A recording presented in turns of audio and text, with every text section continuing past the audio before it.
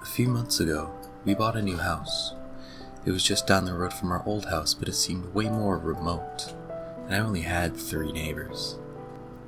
It was a beautiful house, very old, with 2 acres of land. The house itself was 1 acre, and a pond the other acre. I previously never got to see the inside of the house, but because the land was so spacious, I had a large barn perfect for working on my dangerous experiments. I begged my dad to buy it. We did, and now I finally get to tour the inside of the house. It wasn't very big, but I liked it. I walked through all the rooms. I chose an upstairs room because I've always wanted an upstairs room. The rest of my family chose rooms too. But this was a 5-bedroom house and we had 4 family members, and my mom and dad would sleep together. One upstairs bedroom would be converted into a guest room, but there was one room that didn't get chosen. I had never been in there before.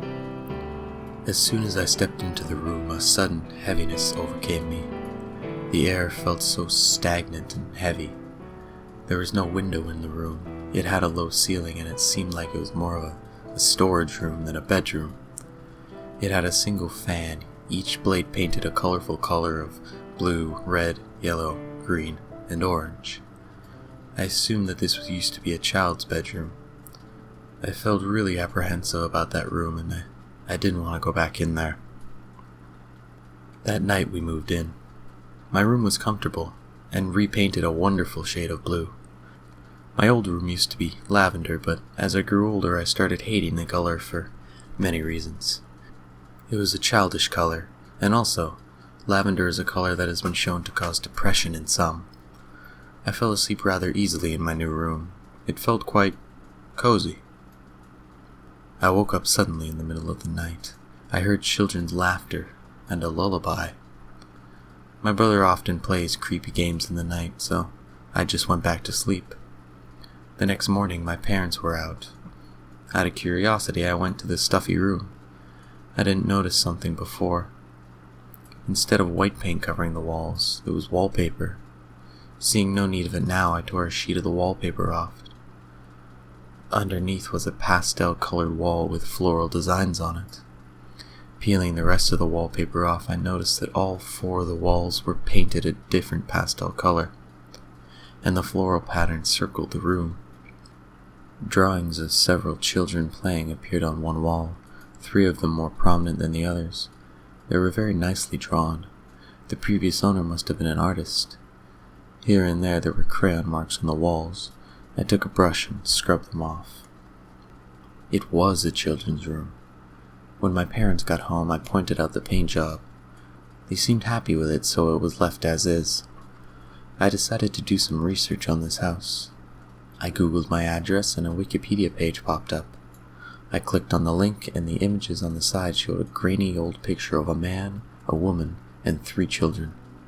The children could not have been more than 3 in this picture. I read the article.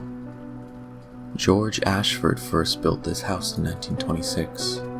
Planning a long marriage with his soon-to-be wife, Elena Cooper, they built this house in hopes of having many children and raising them to be successful.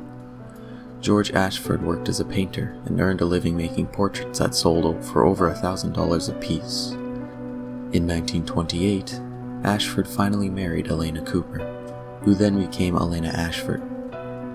In 1929, they had fraternal triplets, Harvey Ashford, Julia Ashford, and Allison Ashford.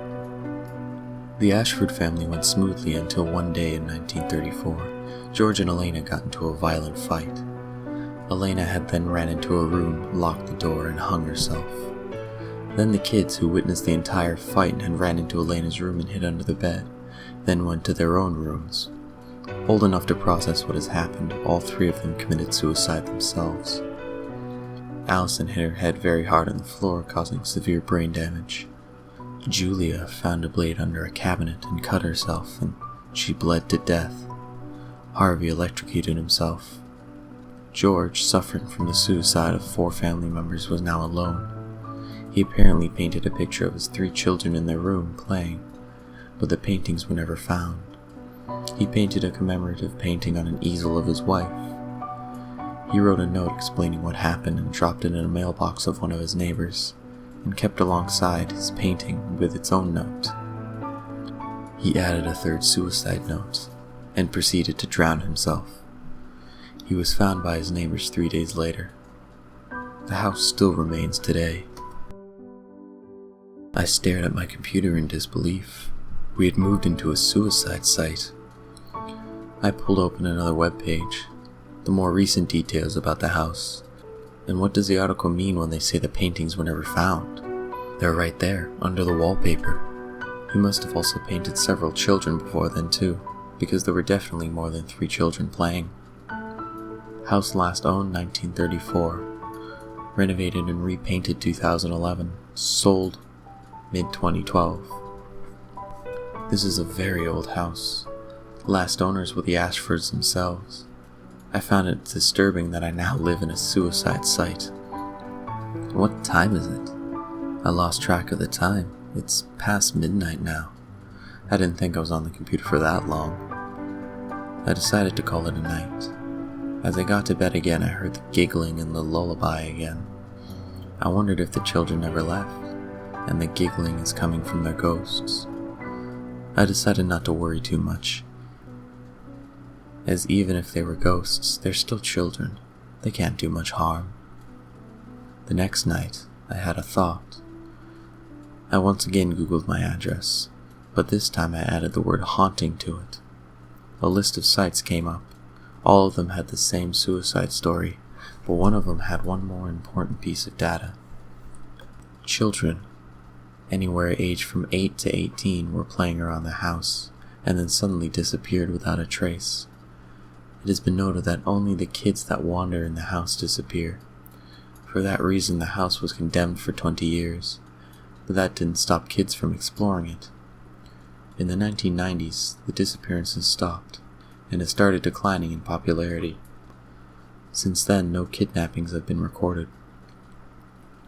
In 2010, the county started renovations on it, and planned to sell it to the new owners soon. I found a few pictures of some of the missing children and printed them out. I put them in my pocket for later examination. I went to bed pretty late, with the giggling still there. Is it my imagination, or is the giggling getting louder each night? I woke up late into the evening. It was about 5 in the evening and my parents were out. I decided to wait until they came home and then I'd eat. So I just sat at my computer and watched a few movies. They finally came home at 9. When I came down, my dad had a stern look on his face.